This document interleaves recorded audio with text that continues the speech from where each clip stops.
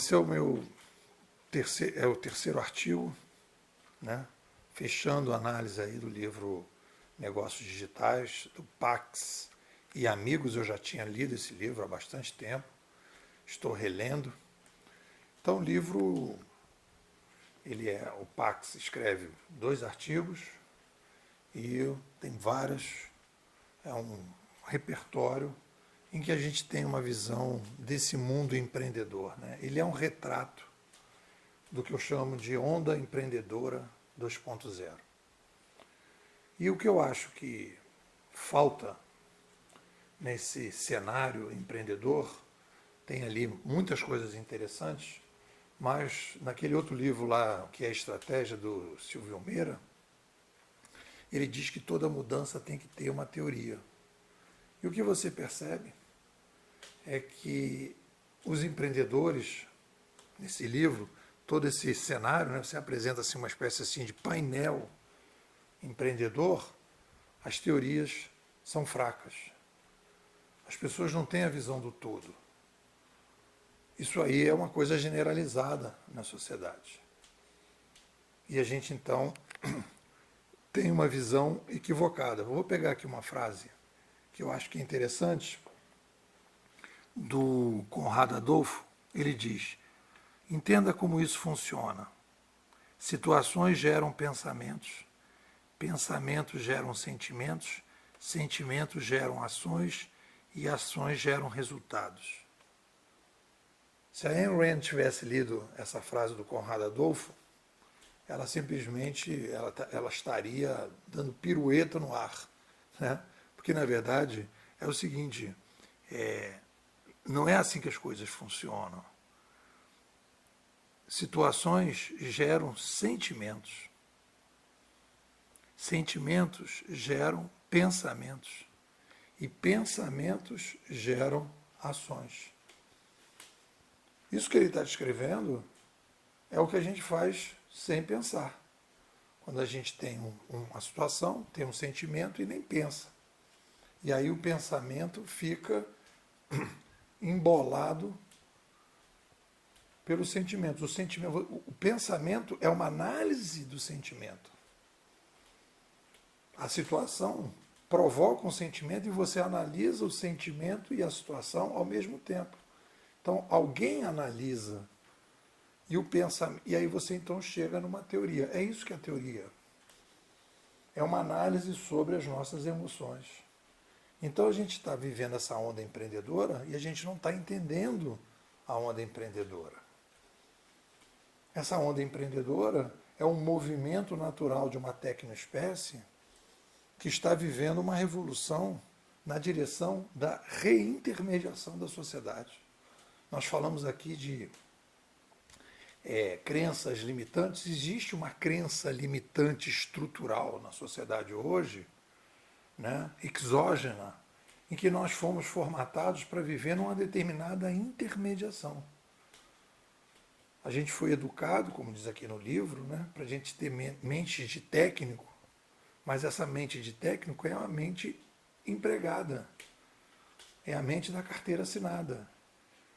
E não é só a mente da carteira assinada, o cliente também foi educado para consumir num determinado lugar a partir de determinados critérios.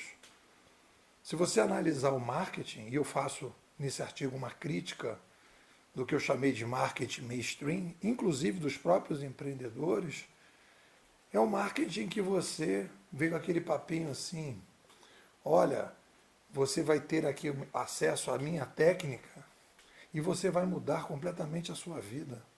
Como se todo mundo fosse igual, como se aquela técnica servisse para todo mundo. Esse é o marketing mainstream, é o marketing que a gente vai falar essa semana, é o marketing da boiada, do boiadeiro. Né? É o pensamento do boiadeiro. A manada toda vai para a mesma direção, a manada toda vai ouvir o toque do berrante e todo mundo vai atravessar, e toda a manada vai atravessar a ponte. Quando, na verdade, a gente está vivendo, e os nossos descendentes vão viver, num mundo muito mais intermediado, reintermediado, muito mais descentralizado, muito mais personalizado.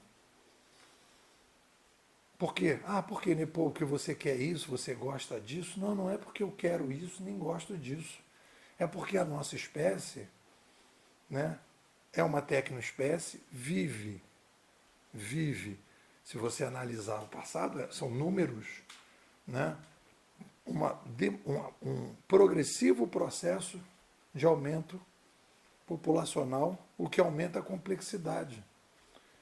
E aí, naturalmente, a gente vive ordens espontâneas na direção da descentralização, do empoderamento das pessoas para que elas possam ter mais poder de decidir e operar. Pega tudo que a gente está vivendo. A gente vai olhar para essa onda empreendedora, que a gente tem que fazer isso, tem que fazer aquilo, mas olha bem para o que está acontecendo. Você vai no supermercado, você acessa o caixa lá, agora você já paga as suas despesas diretamente, você imprime o seu bilhete do aeroporto para você pegar o avião, você escolhe o seu lugar no cinema, você escolhe o prato que você vai comer no restaurante, né? Você cada vez está mais personalizando as coisas, cada vez mais você está operando. Você hoje, antigamente, imagina, os nossos pais, nossos avós precisavam de um caixa do banco para operar com o seu dinheiro. Hoje você vai automaticamente fazendo isso diretamente. A mesma coisa os investidores na Bolsa. Cada vez mais pessoas estão se independendo. E por que a gente está fazendo isso? Porque a gente aumentou a complexidade, a gente precisa descentralizar esse processo. E essa onda empreendedora vai na direção dessa facilitação. Então a gente está fazendo um processo de reintermediação objetiva e subjetiva. Tem uma crença limitante estrutural, que é: eu sou educado e formatado para ser intermediado numa sociedade mais centralizada, para assistir o Jornal Nacional às 8 da noite. E de repente aí eu passo a ter a opção de escolher os filmes que eu quiser, a hora que eu quiser, da maneira que eu quiser, os youtubers que eu quiser, os twitteiros que eu quiser. Então a gente está vivendo essa grande mudança. E esse livro é uma representação desse processo, de pessoas que estão estimulando que esse empreendedorismo cresça. O problema é que eles estão com teorias fracas. Se a gente tivesse teorias melhores para os empreendedores, a gente estaria disruptando muito mais. Bom, é isso aí. O que vocês dizem? Pessoal, Bimodais, Futurismo para Empreendedores. O que é a nossa escola? É uma startup. É uma startup conceitual.